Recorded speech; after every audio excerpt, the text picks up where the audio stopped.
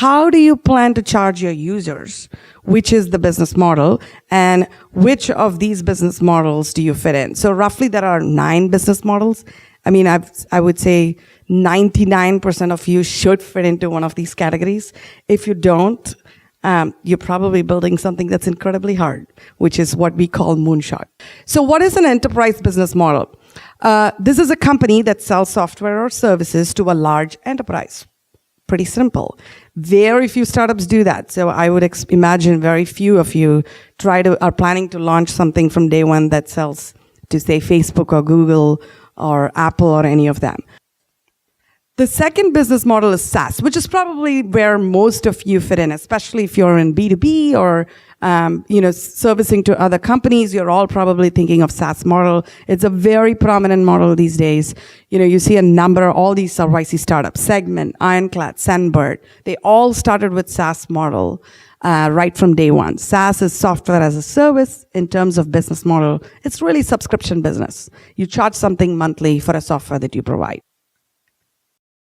The third is subscription. This is probably more relevant for consumer businesses. So if you, Dollar Shave Club, Blue Apron, Athletic, there are lots of companies, especially subscription as a service is becoming so popular in consumer right now.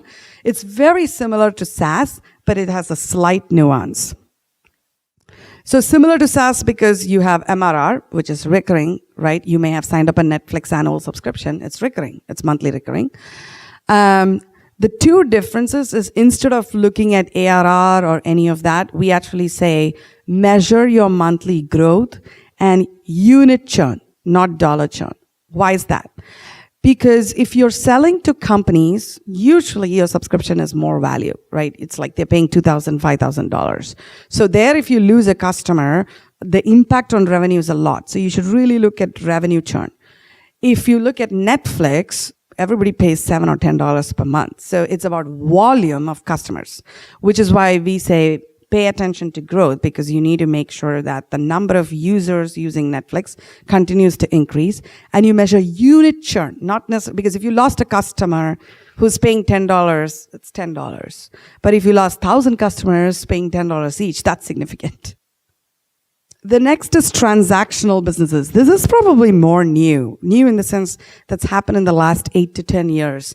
And again, you see that with Stripe, PayPal, Coinbase, Brex, a lot of fintech companies especially fall in this category. So what is a transactional company? Which is, if you're in the, say, fintech or payment space, you probably process a lot of payments volume, right? Let's take Stripe, for example. They power the payments for most startups.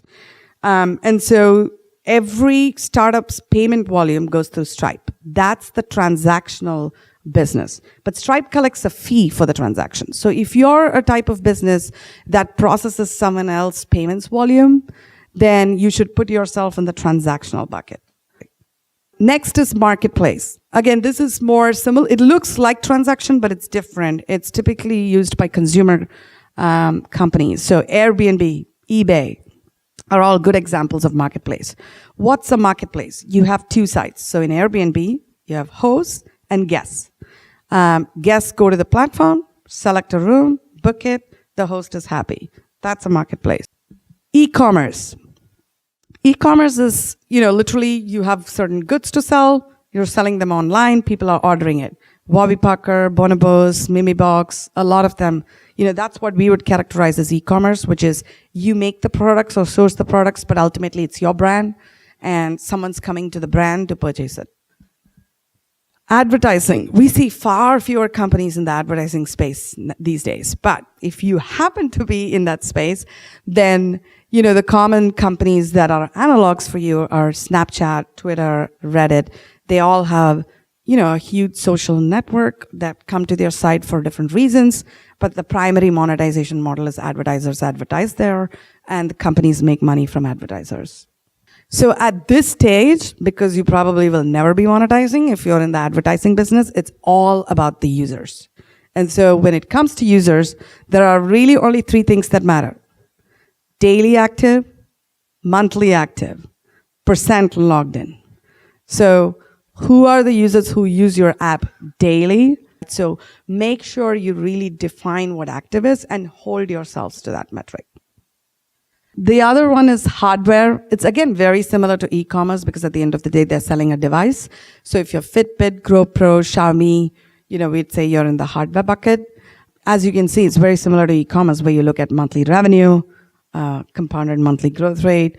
You look at gross margin really carefully. Hopefully you're making profit from day one, and then paid CAC. Why 9 out of 10 startups keep failing after wasting time, efforts, and money? It is always the same story. Entrepreneurs fall in love with their ideas, get feedback from their friends, make the same mistakes as other founders did before them, and end up failing. We came to understand that the most precious feedbacks come from wise entrepreneurs, people that have done the startup journey before you, whether they failed or succeeded.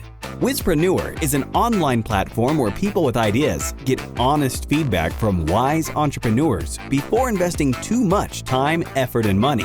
Every day, many people pitch their ideas only in 140 characters on Whizpreneur.com and get valuable, honest feedback that helps them save time, money, and effort. The best pitch of the month, voted by the community, gets a prize worth $10,000 for his startup. Have you succeeded or failed with a startup before? You can also make money with your wisdom on Whizpreneur.com. Contact us at info@Whizpreneur.com.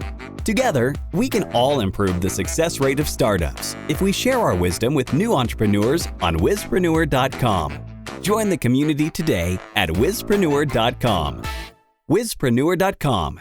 Honest feedback from wise entrepreneurs.